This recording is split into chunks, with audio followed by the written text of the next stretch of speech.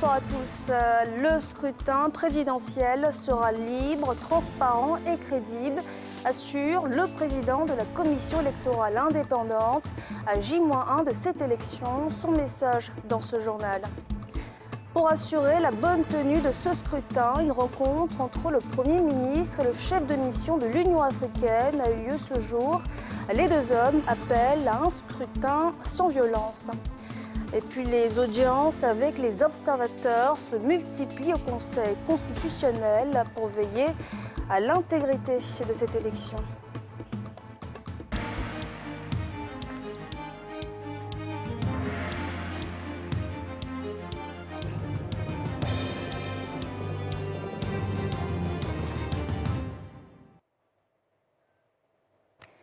Bienvenue dans Jour d'élection. À la veille de ce scrutin, comme à l'accoutumée, le président de la commission électorale indépendante s'est exprimé. Il rassure, cette élection sera libre, transparente et crédible. Il informe par ailleurs les citoyens qui n'ont pu retirer leur carte d'électeur. Il sera possible de le faire dans les bureaux de vote et sur toute l'étendue du territoire national. On l'écoute. L'élection a lieu ce samedi 31 octobre et non le dimanche. Tous les électeurs pourront voter librement. Conformément aux textes en vigueur, ceux d'entre vous qui n'auraient pas pu retirer leur carte d'électeur pourront le faire dans les bureaux de vote sur toute l'étendue du territoire. À cet effet, un guichet spécial sera ouvert dans chaque bureau de vote sur toute l'étendue du territoire. Et ceux qui auraient égaré ou oublié leur carte d'électeur pourront également voter sur présentation de leur carte nationale d'identité, attestation d'identité ou récépissé de l'ONESI ou ex-ONI. Les bureaux de vote, pour respecter les 10 heures de vote, ouvriront à 8 heures et fermeront à 18 heures. Ivoiriennes, Ivoiriens, le monde entier nous observe. Il est de notre devoir d'être exemplaires.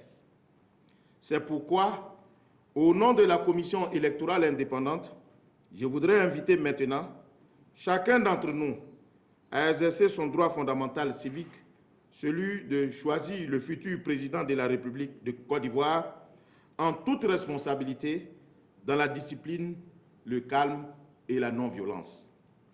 Pour sa part, la commission électorale indépendante s'engage à rendre public et en toute transparence les résultats provisoires du scrutin dans les délais prescrits par la loi.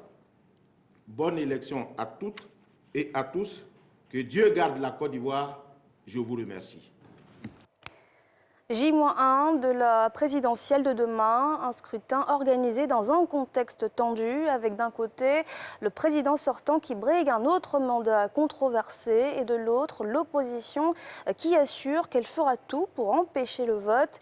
Pour s'assurer de la bonne tenue de ce scrutin, une délégation de l'Union africaine a rencontré ce vendredi le chef du gouvernement Ahmed Bakayoko. Roger Appé, Hermel Zozo.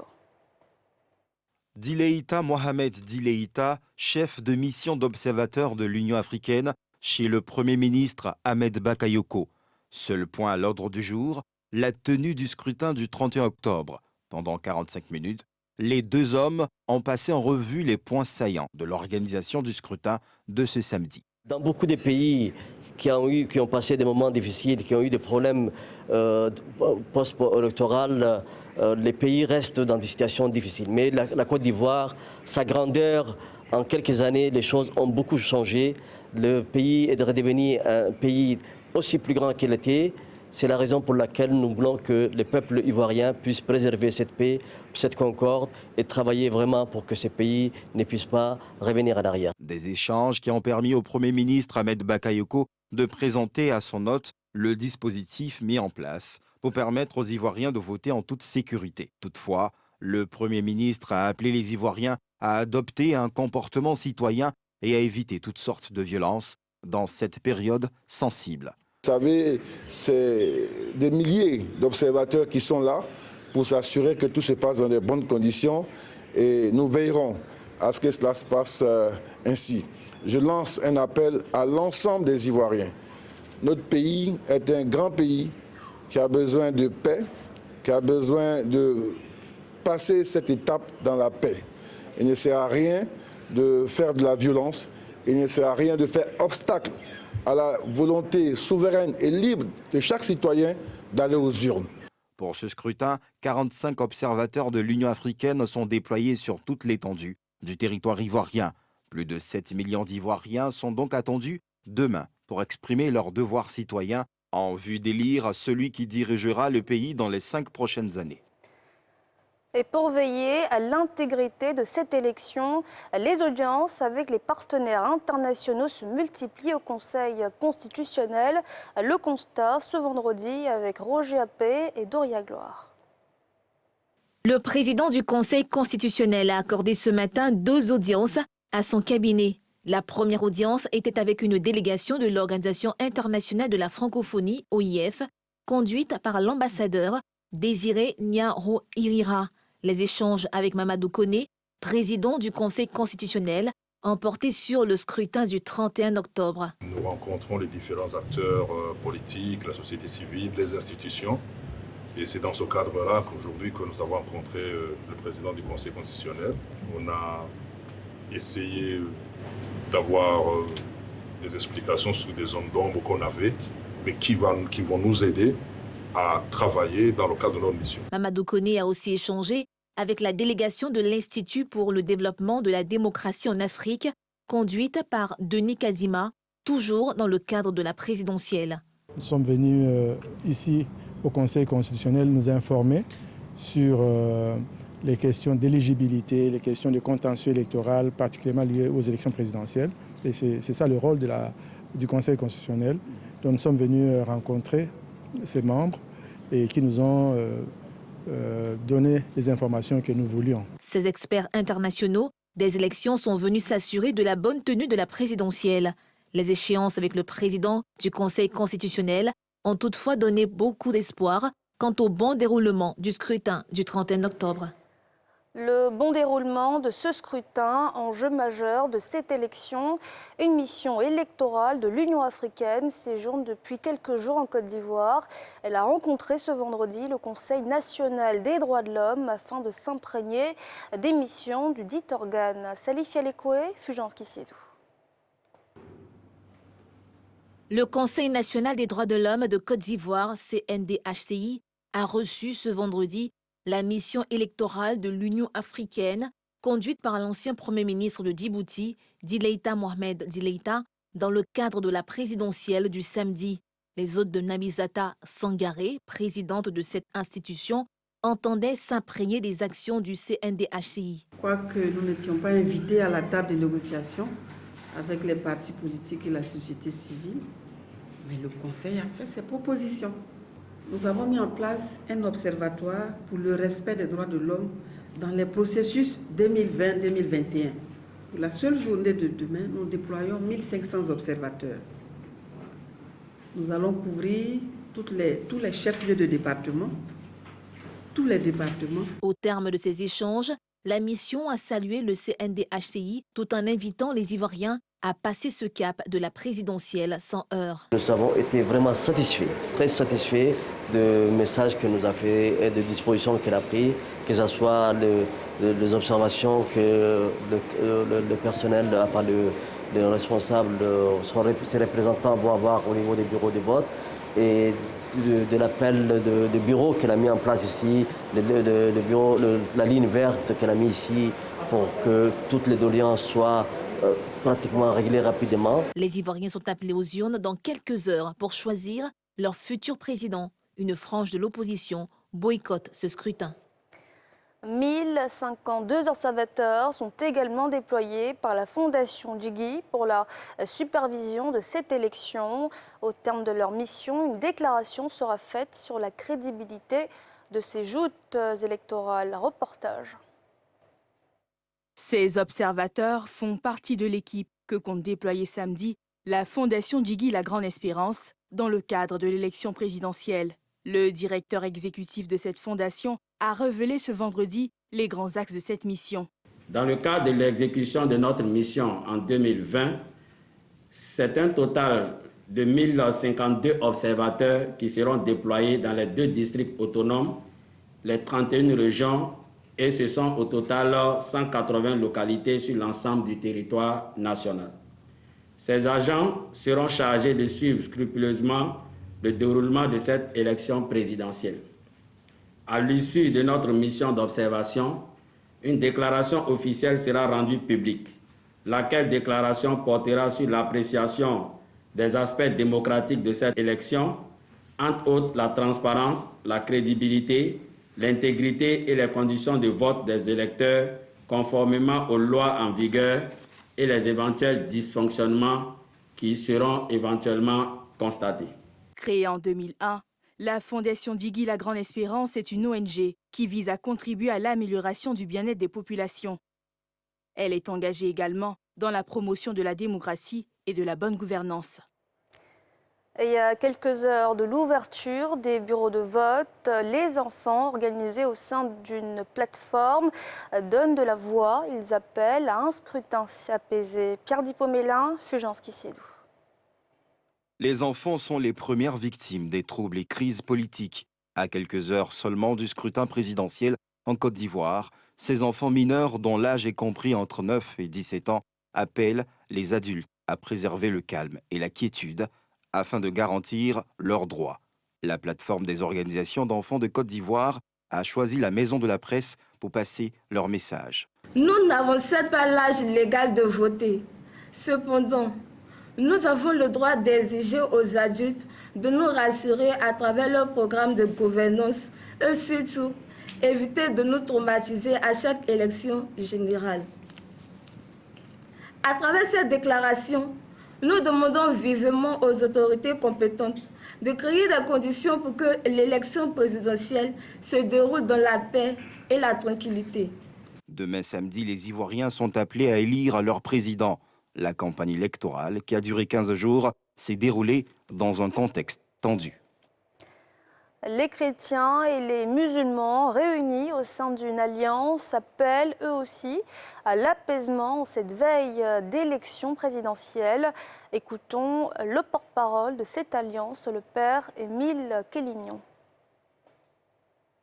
La classe religieuse retient de tous ses interlocuteurs la volonté de régler leurs différends par le dialogue inter-ivoirien.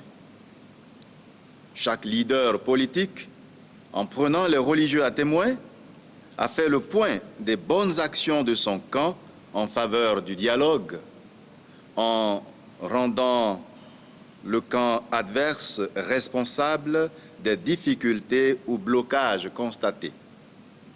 Toutefois, tous, sans exception, se sont engagés à contribuer à la culture du vivre ensemble de nos populations, nonobstant les différences culturelles, politiques et religieuses de celles-ci. Les religieux, chrétiens et musulmans, invitent les populations en général, et particulièrement la jeunesse, à proscrire de leur militantisme politique la violence sous toutes ses formes.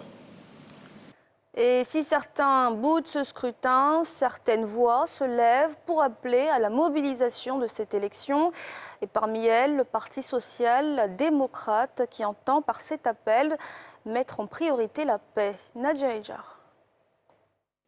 Il était temps pour Séraphin Akadjé, se présentant comme président du Parti social-démocrate, de prendre la parole face à la vague de violence constatée ces derniers jours. S'il était contre l'adoption de la nouvelle constitution qui permet selon lui au président Alassane Ouattara de briguer un autre mandat, aujourd'hui il comprend et accepte sa candidature. En démocratie, c'est la majorité qu'on écoute. Et c'est pour ça que nous sommes abaissés. Nous sommes soumis à cette République, même si elle n'est pas en adéquation avec nous, notre idéologie. Nous avons échoué, donc maintenant il faut rebattre les cartes. Il faut libérer la population en allant aux élections. Il appelle donc à l'apaisement et à la participation massive au scrutin de ce 31 octobre. Car pour lui, rien ne vaut la vie humaine et l'unité du pays. Le message que je donne aux Ivoiriens, il faut savoir raison garder. il faut s'inspirer de la politique du roi Salomon. Si vous pensez que vous aimez votre pays, et que si vous pensiez que votre pays est si cher pour vous, il faut savoir raison garder en s'abstenant de toute violence. Il est temps de mettre balle à terre. Et je demande au patriarche, c'est-à-dire politique, le président PD, d'appeler les gens à revoir et de sorte que nous avions, comme je l'ai dit, échoué. Nous repartions sur de nouvelles bases. Il y a d'autres échéances électorales qui sont là. Il y a les législatives et bien d'autres. Si on a échoué d'un côté, on peut utiliser l'autre pour essayer d'ajuster un peu l'équilibre politique. Selon le président Séraphin, l'objectif du Parti social-démocrate, c'est d'aider l'État à mettre en place un système qui puisse améliorer les conditions de vie des populations. Et c'est la fin de la première partie de ce journal consacré à la présidentielle en Côte d'Ivoire.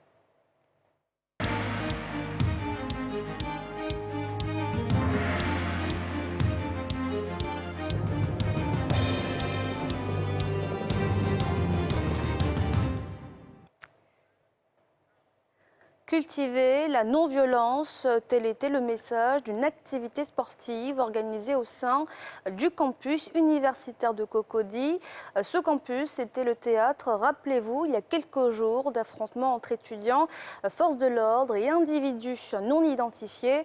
Aujourd'hui, le campus a retrouvé son calme et il était important pour le CROU Abidjan 1 de célébrer cette paix retrouvée à travers des activités sportives. Pierre Dipomélin, Fulgence Kissédou.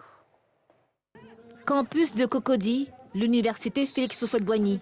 Toutes les aires de jeu occupées par des équipes sportives d'étudiants, dont la FECI, AUC, les résidents.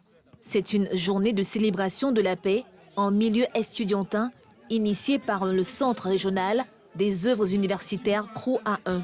Des activités qui interviennent après les dernières violences enregistrées au sein du campus. Nous avons constaté effectivement qu'il y a beaucoup d'actes de violence de part et d'autre et qu'il est vraiment temps que cela s'arrête parce que cela ne rime pas avec le milieu estudiantin et l'élite intellectuelle. Donc il est toujours bon d'initier ce genre d'activité qui, par le sport, permet de fédérer justement cette fraternité. Les étudiants qui sont là, ce sont nos enfants. Et aucun parent ne souhaiterait de voir ses enfants dans un environnement d'insécurité. C'est vrai que ce qui s'est passé la semaine dernière, on a été tous surpris. Mais aujourd'hui, les autorités ont pris la mesure de la chose. Et je pense que tout va être mis en œuvre pour que de tels événements ne surviennent plus.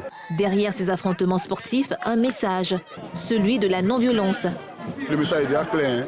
Le message est déjà clair dans la mesure où nous ne sommes pas pour un parti quelconque, nous ne sommes pas pour, en tout cas pour nuire à ce qui a été à l'ordre établi. Les cités universitaires ont longtemps été des foyers de tension pour diverses raisons syndicales. Les activités socio-culturelles et sportives sont des moyens de rapprochement, mais aussi de cohésion sociale, selon les organisateurs.